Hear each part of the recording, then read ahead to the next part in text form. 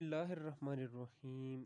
शुरू करता हूँ अल्लाह के पाक नाम से जो नेहायत मेहरबान और रहम करने वाला है। Geography class 8 unit number 1 work of a river कि दरिया का जो है वो काम क्या है। एक्सरसाइज स्टूडेंट्स, इस वीडियो में मैं आपको, अब जियोग्राफी की मैंने क्लासेस शुरू कर दी हैं, इस वीडियो में मैं आपको यूनिट नंबर 1 की जो है कंप्लीट एक्सरसाइज कराऊंगा जियोग्राफी की, और उम्मीद करता हूं कि आप उसको समझ सकेंगे और आपको याद भी हो जाएगी। आपने इसको गौर से देखना है और अपना कंसेप्ट जो है वो क्लियर करना है। मैं आपको सिर्फ एक्सरसाइज कराऊंगा। यूनिट में इस वजह से नहीं करा रहा क्योंकि वीडियो बहुत ही ज़्यादा लंबी हो जाएगी। एक्सरसाइज में मैं आपको सारे questions long short filling the blanks choose the correct answer completely मैं आपको कराऊंगा। उम्मीद करता हूं कि आप इसको बहुत बेहतर तरीके से समझ सकेंगे। चलें शुरू करते हैं अपनी एक्सरसाइज स्टूडेंट्स। हमारे पास एक्सरसाइज में जो पहला क्वेश्चन है स्टूडेंट्स वो है फिल इन द ब्लैंक्स, यानी खाली जगह पुर करें। अगर आप अपनी बुक ओपन करें तो आपको 5 फिलिंग द ब्लैंक्स दी हुई हैं जिनको आपको पुर करना है, फिल करना है। स्टूडेंट्स, पहली जो हमारे पास फिल इन द ब्लैंक्स है वो है the course of a river has dash distinct stage. पहले आप इसको समझें स्टूडेंट्स, क्योंकि जब आप समझेंगे तो ये आपको पक्का जहन नशीन हो जाएगा। मैं आपको समझाने की कोशिश करता हूँ उसके स्टूडेंट्स, मीनिंग पहले समझें। द कोर्स, कोर्स किसे कहते हैं स्टूडेंट्स, ये मीनिंग आप जहन नशीन कर लें कि कोर्स के दो मायने हैं। एक है निसाब, वो निसाब जो आपका जो स्कूलों में जो किताबों का जो आपका निसाब है वो एक इसका मतलब वो है। दूसरा मतलब इसका रवानी है, यानी बहाव भी है, यानी दरिया की रवानी, इसको भी हम कोर्स कहते हैं। ऑफ अ रिवर, दरिया की जो रवानी है, ये क्वेश्चन पूछ रहे हैं has dash distinct stage. Stage किसे कहते हैं स्टूडेंट्स, मराहिल को कहते हैं। और डिस्टिंक्ट जो है वो स्टूडेंट्स अपना मुख्तलिफ कहते हैं। कितने अब इस क्वेश्चन आपसे पूछा हुआ है कि the course of a river has dash distinct stage. ये 3 हैं स्टूडेंट्स, ये मैंने यहाँ पे फिलिंग द ब्लैंक्स पुर की हुई है। ये 3 हैं, कौन कौन से हैं आपने चैप्टर में पढ़ा होगा कि 3 हैं। एक है अपर, दूसरा है मिडल, और तीसरे नंबर पे है लोअर। यानी अपर दरिया पहाड़ों से निकलता है, फिर वो दरमियान में आता है, और फिर जब सी के साथ टकराता है तो उसे हम लोअर कहते हैं। ये दरिया 3 मराहिल में जो है वो मुख्तलिफ मराहिल में अपना बहता है। ये आपका इसका आंसर है 3। स्टूडेंट्स, अब उम्मीद करता हूँ कि आप इसको समझ चुके होंगे। एक बार फिर मैं रिवाइज कर लेता हूँ। The course of a river has 3 distinct stage. जो दरिया की रवानी के 3 मुख्तलिफ मराहिल हैं, वो कौन कौन से हैं? वो हैं अपर, मिडल और लोअर।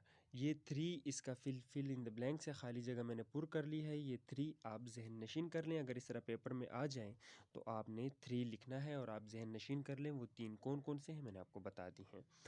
दूसरा हमारे पास है a river system consist of dash. A river system consists of a dash divide, watershed, tributary and distributary।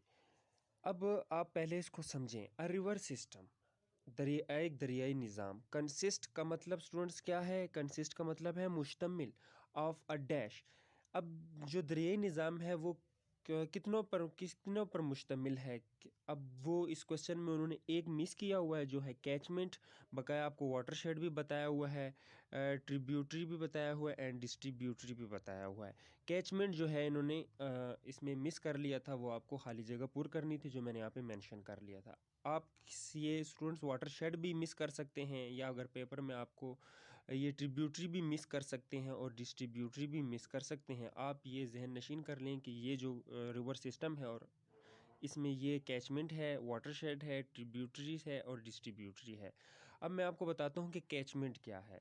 ये मैं ज़रा एग्जांपल्स क्लियर कर दूँ तो आपका कंसेप्ट क्लियर हो जाएगा। कैचमेंट स्टूडेंट्स वो पहाड़ी इलाका देखें जहाँ से दरिया में पानी जो है वो रेनफॉल की वजह से पहुँचता है। जब बारिश होती हैं पहाड़ी इलाकों पे या किसी जगह पे भी जहाँ पे वो जो पानी बहता बहता जो है वो दरिया तक पहुँचे, तो वो सारे इलाके को हम कैचमेंट एरिया कहते हैं। वाटरशेड, शेड को अलहदा कर लें, वाटर को अलहदा कर दें। वाटर बेसिकली पानी है। शेड जो है देखिए फॉर एग्जांपल आप काऊ के लिए शेड बनाते हैं या कार पार्किंग के लिए आप शेड बनाते हैं। ये वाटर एक शेड है। वाटर अपने आप को महफूज करता है। दोनों तरफ से कटाव करके स्टूडेंट्स इस साइड पे भी इस साइड पे भी, जब आपने नदी को देखा होगा तो उसने अपने आप को पहाड़ की एक तरफ भी और इस तरफ भी वो कटाव करके स्टूडेंट्स अपने आप को जो है वो महफूज करते हैं और एक सीध में वो बह रहा होता है, उसको वाटरशेड कहते हैं। ट्रिब्यूटरी का मतलब स्टूडेंट्स मैं आपको पहले इंग्लिश में समझा देता हूँ, फिर मैं आपको इसके उर्दू तर्जमा बता दूंगा कि when a small river join large river is called long river is called tributaries.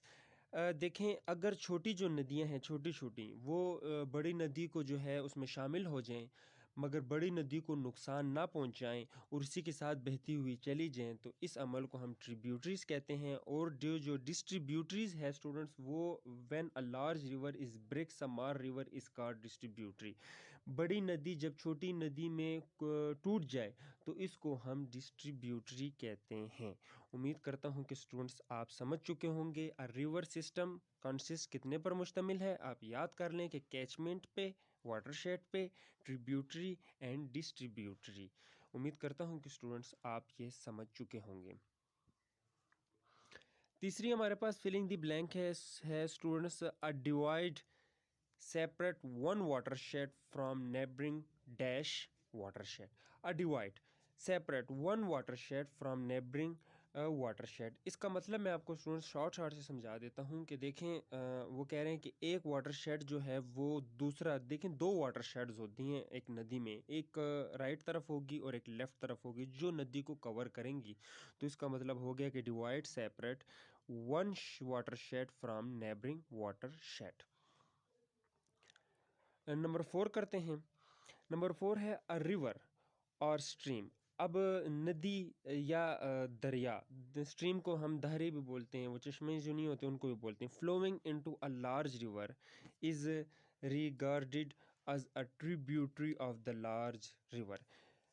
Tributary का मतलब स्टूडेंट्स यहाँ पे मावन भी है, इमदाद भी है, मुख्तलिफ इसके जो हैं वो मीनिंग्स बनते हैं। इस सेंटेंस का मतलब ये है कि दरिया या जो चश्मा आप कह दें, flowing into a large river is regarded as a dash of the large river, tributary of the large river जो है वो बड़े रिवर की जो है मावन है, इमदादी हैं। उस जब उसमें लाजमी बात है जब छोटे नदियाँ पानी ये बड़ी नदी में शामिल हो जाए तो उसकी फ़्लो जो है वो ज़्यादा ऑटोमेटिकली हो जाती है। इस वजह से इसको ट्रिब्यूटरी यानी उसका मावन यानी इमदादी कहा गया है। हमारे पास 5 है students. Delta is a triangular landform by the materials deposited bye a dash in its month, river in it's month. Students ये जो है ये मैं आपको आगे जो क्वेश्चन में इसमें आएगा उस क्वेश्चन में डिटेल के साथ समझाऊंगा।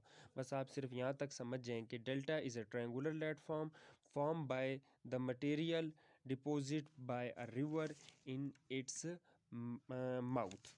ये यहाँ पे जो फिलिंग द ब्लैंक है स्टूडेंट्स उसमें रिवर आएगा। ये मैं आपको आगे नेक्स्ट डिटेल के साथ क्वेश्चंस में समझाऊंगा। अब हम शुरू करेंगे choose the correct options. Students अब चूज़ द करेक्ट ऑप्शन करते हैं आपकी बुक में जो है। आप अगर आपको यहाँ पे नज़र नहीं आ रहा सही तरीके से तो आप बुक भी ओपन कर सकते हैं। उम्मीद करता हूँ कि मैंने ब्राइटनेस बहुत तेज़ की है, आप समझ जाएंगे। पहला क्वेश्चन जो है वो है V shaped valley form is course of a river.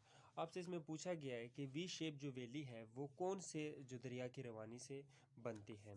सबसे पहले तो मैं आपको बता दूं कि वी शेप वैली होती क्या है, इसको वी शेप वैली क्यों कहते हैं। देखिए स्टूडेंट्स आपने पहाड़ों में देखा होगा कि नदी कुछ इस तरह तरीके से बहती है जहाँ पे वो इरोशन करती है, कटाई करके वो अपना एक रास्ता जिग जैग शाम की तरह बनाती है। तो स्टूडेंट्स ये जो आप देख रहे हैं आपको वी नज़र आ रहा होगा, इसको हम स्टूडेंट्स वी शेप वैली कहते हैं। और ये जो रिवर है उसकी जो यू स्टेज होती है उसमें वी शेप वैली बनती है। जब हमने रिवर को 3 में डिवाइड किया है, एक डिवाइड किया है अपर में, एक है मिडल में और एक हमने डिवाइड किया है लोअर में। 3 स्टेज में हमने रिवर को डिवाइड किया है। तो स्टूडेंट्स इसका आंसर जो है वो है अपर। अपर जो अपर कोर्स है उसमें स्टूडेंट्स वी शेप्ड वैली बनती है। ये आप जहन नशीन कर लें। चलें दूसरा क्वेश्चन करते हैं। दूसरा क्वेश्चन है हमारे पास plunge pools are form by. सबसे पहले तो आप इसकी मीनिंग समझिए। जब आप मीनिंग समझ जाएंगे तो ऑटोमेटिकली स्टूडेंट्स जो है वो आप जो है वो इसका जो करेक्ट आंसर है वो आप इजीली कॉपी कर लेंगे। पहले मैं आपको मीनिंग समझाता हूँ। देखिए पूल्स तो आप सब जानते होंगे, स्विमिंग पूल्स। पूल्स का मतलब जहाँ पे पानी जमा हो उसको हम पूल्स कहते हैं। प्लंज जो है स्टूडेंट्स, इसका अगर मीनिंग की जाए तो इसका मतलब है छलांग लगाना। अब इसको प्लंज पूल क्यों कहा गया ये मैं आपको बताता हूँ। हमारे पास नीचे 4 ऑप्शन है, waterfall, winds, glacier and cyclone. अब देखिए साइक्लोन जो है वो तूफान को कहते हैं। ग्लेशियर जो है वो आपने देखे होंगे जो हमारे बर्फ पोश पहाड़ हैं, ग्लेशियर हैं, सियाचिन ग्लेशियर इस तरह हो गया। वाइंड जो है हम हवाओं को कहते हैं और वाटरफॉल स्टूडेंट्स हम आबशार को कहते हैं। अब आप इसी समझ चुके होंगे कि जो प्लंज पूल लाजिम बात है पानी की जमाव की बात कर रहे हैं तो लाजिम बात है वाइंड और ग्लेशियर साइक्लोन तो हो नहीं सकता, ये तो वाटरफॉल ही हो सकते हैं क्योंकि आबशार। अब ये आबशार से क्यों प्लंज पूल जो है ये आबशार से इसलिए बनती है क्योंकि स्टूडेंट्स आपने देखा होगा कि आबशार जब ऊपर से बहती है तो स्टूडेंट्स वो इरोशन करती है, जो कच्ची मिट्टी होती है वो अपने साथ हटा लेती है, रॉक्स भी हटा लेती है, तो वहाँ पे एक गड्ढा नमा कुदरती स्विमिंग पूल बन जाता है। आपने देखा होगा, आप पहाड़ी इलाके में गए होंगे, वो जो आबशार से नीचे जो कुदरती स्विमिंग पूल बना हो उसको आप प्लंज पूल कहते हैं, उसको प्लंज पूल ही कहा जाता है। तो इसका करेक्ट ऑप्शन है वाटरफॉल। आबशार से, जब आबशार ऊपर से गिरती है तो उससे ही प्लंज पूल्स बनता है। ये इसका आंसर है। चलिए तीसरा क्वेश्चन करते हैं। तीसरा क्वेश्चन है the river plunge down as a dash over hanging hot rocks. ये आपसे यहाँ पे पूछा गया है कि जो रिवर है उसका प्लंज डाउन, जब एक दरिया जो है वो प्लंज डाउन नीचे की तरफ गिरती है, as a dash form over hanging hot rocks. जो हॉट रॉक्स को जो है वो एक किस्म के साइड पे कर देती है, तो साइड करने में मदद देती है। तो इसका आंसर है स्टूडेंट्स ट्रिब्यूटरी। मैंने आपको बताया था कि ट्रिब्यूटरी का मतलब मावन है या मदद, इसकी मदद से जो है वो आप वो जो रिवर प्लंज है वो जब नीचे गिर जाती है तो वो रॉक्स को जो है वो साइड पे कर लेती है। उम्मीद करता हूँ कि आप ये भी समझ चुके होंगे। मैं आपको शॉर्ट बता रहा हूँ, आगे मैं जब लॉन्ग क्वेश्चंस कराऊंगा तो उसमें आप डिटेल के साथ इसको समझ जाएंगे। हमारे पास 4 है स्टूडेंट्स, 4 को देखते हैं। डैश क्वेश्चन नंबर 4 है हमारे पास के dash are loop like bends. अब मैं आपको सबसे पहले बता देता हूँ कि लूप और बेंड्स और कर्व ये एक दूसरे के सिनोनिम्स हैं। इनका मतलब एक ही है। ये कुछ इस तरह है, मैं आपको इस पिक्चर में समझा लेता हूँ कि एक एग्जांपल मैं आपको देता हूँ। देखिए आपने देखा होगा कि दरिया चनाब या दरिया सुतलज, रावी, सिंध की आप पिक्चर देखें तो वो जहाँ पे उसको जगह मिले यूं यूं करके वो पूरे पंजाब में, सिंध में कुछ इस स्टाइल में वो जो है वो गुजरती है।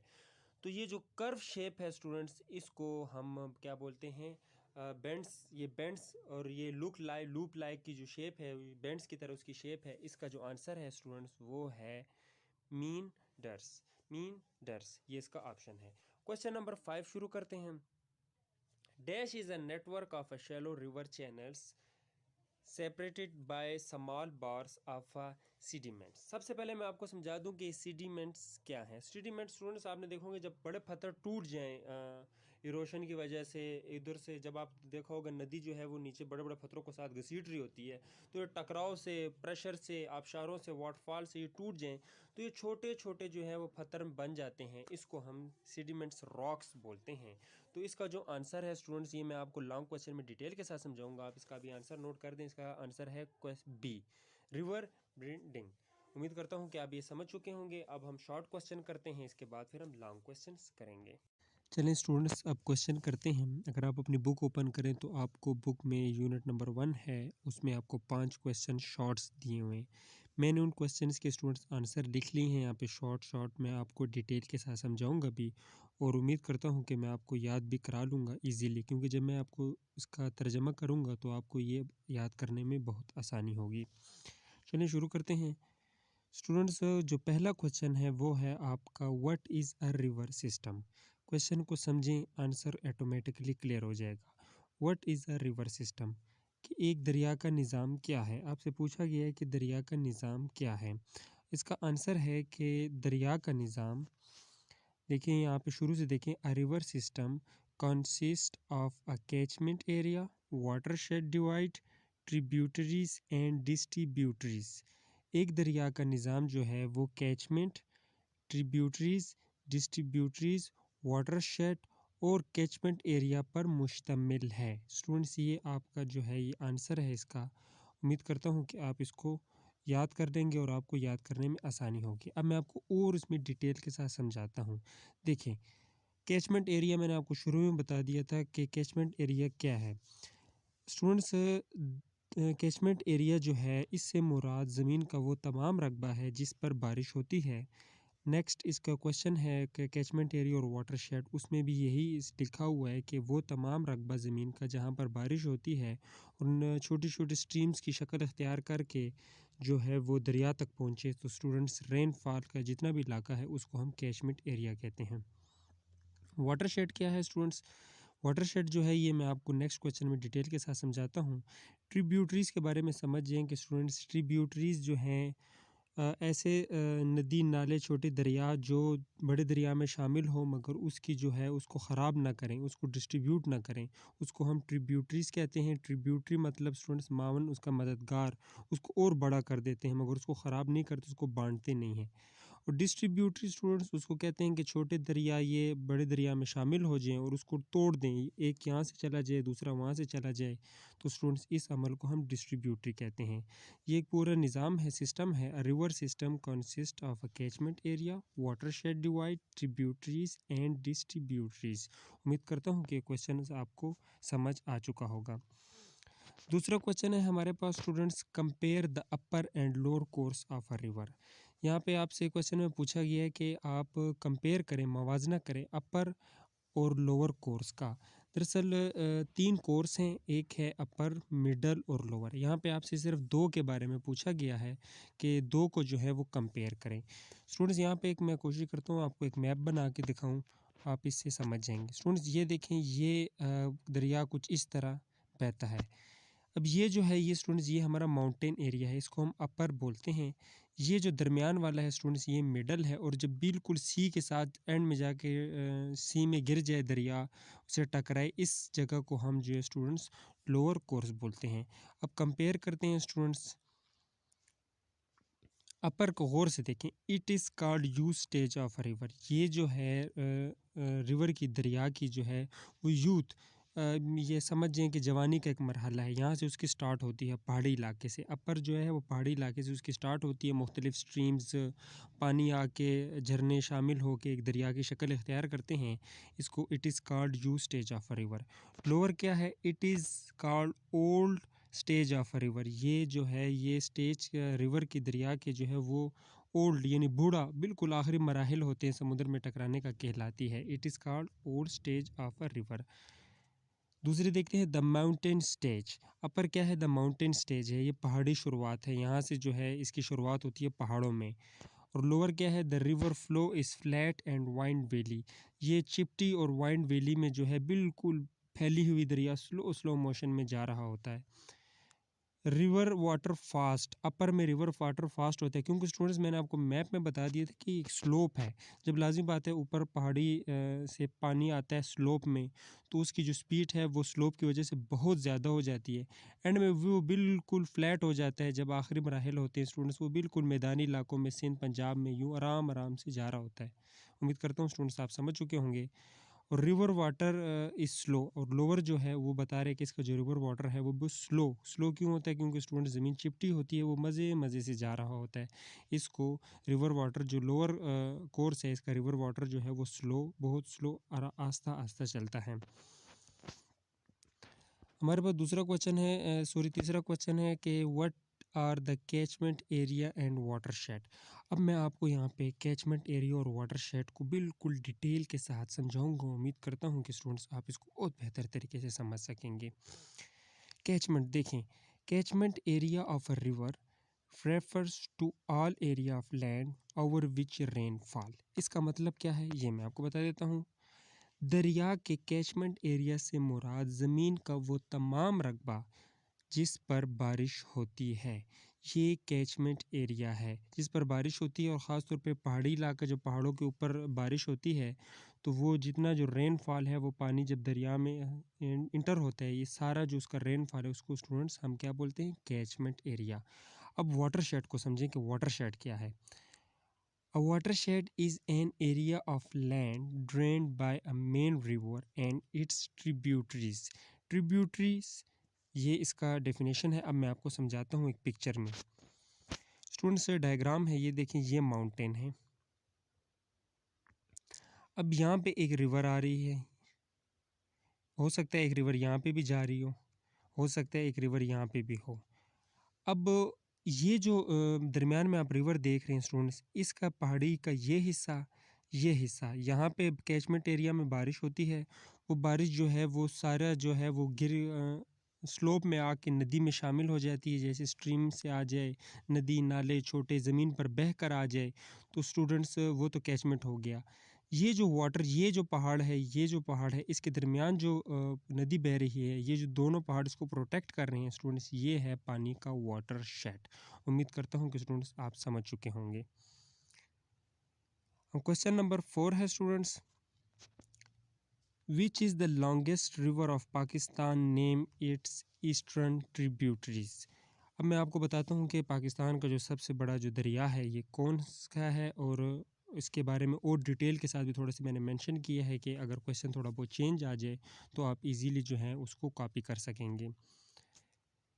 The most important and longest river, मेरे साथ रिवाइज करें, the most important and longest river of Pakistan is the Indus river.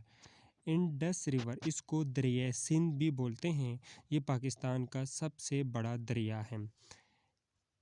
अब ईस्टर्न के बारे में आपसे क्वेश्चन पूछा गया था, name it's eastern tributaries. Tributaries को मैंने आपको बताया था कि मशरिक से जो इसके मददगार जो हैं इसको और इसमें इंटर होते हैं, इसको और फैला देते हैं, इसको ख़राब नहीं करते, ये अपनी सीध में जा रहा होता है मगर इसको बड़ा कर देते हैं। और वो कौन कौन से हैं स्टूडेंट्स, इसको एक और लफ्ज़ भी है पश्तो में, इसको अबासिन कहा जाता है स्टूडेंट्स।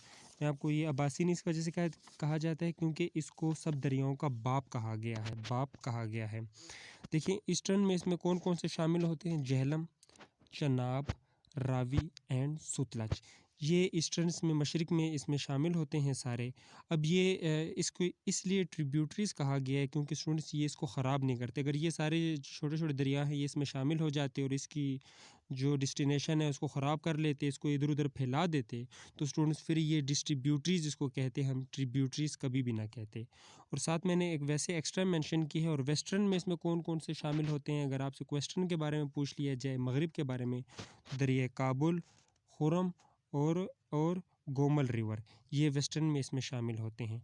अब इसके बाद हम लॉन्ग क्वेश्चन करेंगे। उम्मीद करता हूँ कि मैं आपको 2 या 1 लॉन्ग क्वेश्चन समझाऊंगा और आपको वो भी 1 बाय 1 करके समझाऊंगा और डिटेल के साथ जो है वो आप सीखेंगे इंशाल्लाह। अभी लॉन्ग क्वेश्चन करते हैं। चलिए अब हम अपना क्वेश्चन नंबर 3 करते हैं। मैं सिर्फ एक क्वेश्चन कराऊंगा क्योंकि ये स्टूडेंट्स आपकी बुक में नहीं था, तो मैंने कहा ये मैं करा लेता हूँ। क्योंकि दोनों क्वेश्चन इसलिए, तीनों क्वेश्चन इसलिए नहीं करा सकता क्योंकि स्टूडेंट्स वीडियो बहुत ज़्यादा लंबी हो जाएगी वो, तो फिर जो है आप बोर हो जाएंगे। क्वेश्चन नंबर 3 है, in list safety measures to be observe during flood. सैलाब के दौरान हिफाजती इक़दाम की फ़हरिस्त बनाएं। आपसे पूछा गया है कि सैलाब के दौरान में हिफाजती इक़दाम की फ़हरिस्त बनाएं। ये क्वेश्चन है स्टूडेंट्स। मैंने क्वेश्चंस लिखा है यहाँ पे और मैंने 4 पॉइंट्स मेंशन किए, आसान कोशिश करूँगा मैं आपको उनके ट्रांसलेट करके भी बताऊँ और आपको याद कराने की भी कोशिश करूँ। उम्मीद करता हूँ अगर ये अब 4 पॉइंट्स आप क्वेश्चन में लिख लें, अगर पेपर में आ जाए ये क्वेश्चन, तो आप अच्छे मार्क्स ले सकते हैं। चलें शुरू करते हैं अपना आंसर है हमारा students, in list safety measures to be observe during flood का आंसर है, flood are a significant natural disaster. आप इसको समझें, गौर से देखें, flood are significant natural disaster. मेरे साथ रिवाइज भी करें, आपको ये याद भी हो जाएगा। सैलाब एक कुदरती आफत है, since they cause wide spread damage and loss, चूना कि ये बड़े पैमाने पर नुकसान का बायस बनता है। लॉस भी जो है वो भी नुकसान को कहते हैं स्टूडेंट्स, डैमेज भी जो है वो भी नुकसान को कहते हैं। वाइड स्प्रेड जो है ये बड़े पैमाने को कहते हैं। काज जो है किसी चीज़ का सबब बनना, they cause wide spread damage and loss. आप सिर्फ डैमेज भी लिख दें, एंड लॉस ना लिखें तो कोई फ़र्क नहीं पड़ता। Therefore the following safety measures in this regard needed to well understood for safety purpose. Understood का मतलब है स्टूडेंट समझना, सेफ्टी जो है वो हिफाजती पर्पज़, स्टूडेंट्स का मतलब है मकसद, रिगार्ड इसके बारे में, नीड का मतलब है स्टूडेंट्स ज़रूरत है, मेयर्स जो है स्टूडेंट्स वो इकदामात हैं। The following safety measures in this regard need to be well understood for safety purpose. एक बार फिर मैं रिवाइज़ करता हूँ, आप मेरे से रिवाइज़ करें, आपको याद भी हो जाएगा। Flood are significant natural disaster, सैलाब जो है ये एक कुदरती आफत है। Since they cause wide spread damage and lost, ये जो है बड़े पैमाने पर नुकसान का बायस बनता है। Therefore the following safety measures in this regard need to be well understood for safety purpose. हिफाजती मकसद के लिए इस सिलसिले में दर्ज झैल हिफाजती इक़दाम को अच्छी तरह से समझने की ज़रूरत है। जो नीचे 4 पॉइंट्स दिए गए हैं इसको अच्छी तरीके से वो कह रहे हैं कि इसको समझने की ज़रूरत है। वो 4 पॉइंट कौन कौन से हैं? पहला पॉइंट है students, listen to the news for an update of the danger flood. वो कह रहे हैं कि पहला जो पॉइंट है इसमें आपको ख़बरें सुननी हैं और जो फ्लड की जो है ख़तरनाक जो सैलाब है इसके बारे में आपको अपडेट्स मिलती रहें। ख़बरें सुनना बहुत लाजमी है। जब आपको पता हो कि सैलाब के ख़तरात हैं तो ख़बर से आपको अपडेट्स मिल जाती है गवर्नमेंट की तरफ से कि सैलाब जो है इन इलाकों में आने लगा है, क्योंकि महकमा मौसमियात वाले बता देते हैं। Listen to the news for update listen to the news for an update of the danger flood. दूसरा है हमारे पास जो इम्पोर्टेंट पॉइंट है स्टूडेंट्स वो है move to higher ground without waiting for instruction. वो कह रहे हैं कि आप जो हैं ऊपर चले जाएं, जो ऊपर वाले इलाके होते हैं, फॉर एग्जांपल पहाड़ पे चले जाएं या ऐसी जगह चले जाएं जो ऊंची हो, आपको मालूम हो कि यार यहाँ पे सैलाब टच मुझे नहीं कर सकता, मुझे नुकसान नहीं पहुँचाएगा सैलाब। वो साथ ये भी कह रहे हैं कि विदाउट वेटिंग फॉर इंस्ट्रक्शन, वो कह रहे हैं हदायत की गवर्नमेंट की तरफ से हदायत आती हैं, सिविल सर्विस की तरफ से हदायत आती हैं, उन हदायत का बग़ैर इंतज़ार किए हुए जब आपको पता लग जाए कि इस इलाके में सैलाब आने लगा है तो आप जो हैं वो सेफ्टी पर्पज़ के लिए आप ऊंची जगह पे चले जाएं। तीसरा पॉइंट है स्टूडेंट्स, वो कह रहे हैं कि avoid touching power lines and switch off indoor electric connection. अब देखें जब सैलाब आएगा तो लाज़मी बात है ये अंडरग्राउंड या ट्रांसफार्मर जितने भी हमारे बिजली का निज़ाम है स्टूडेंट्स, इनमें जब पानी लगता है तो ये पानी में करंट फैल जाता है स्टूडेंट्स। वहाँ से भी बहुत ज़्यादा डेथ्स हुई हैं, आपने न्यूज़ में भी देखा होगा। वो कह रहे हैं कि अवॉइड टचिंग पावर लाइंस, कोशिश करें कि आप पावर लाइन जितनी भी हैं उनको टच ना करें। अगर आप घर में हैं, अगर छोटा सैलाब आता है, आप घर में हैं, इतना बड़े पैमाने पर नुकसान नहीं देता, मगर घर में पानी इंटर हो जाए तो आप सबसे पहले वो कह रहे हैं कि switch off indoor electricity connection, जो आपके घर के अंदर जो है इलेक्ट्रिसिटी कनेक्शन है उसका मेन स्विच जो है वो स्टूडेंट्स आप बंद कर दें।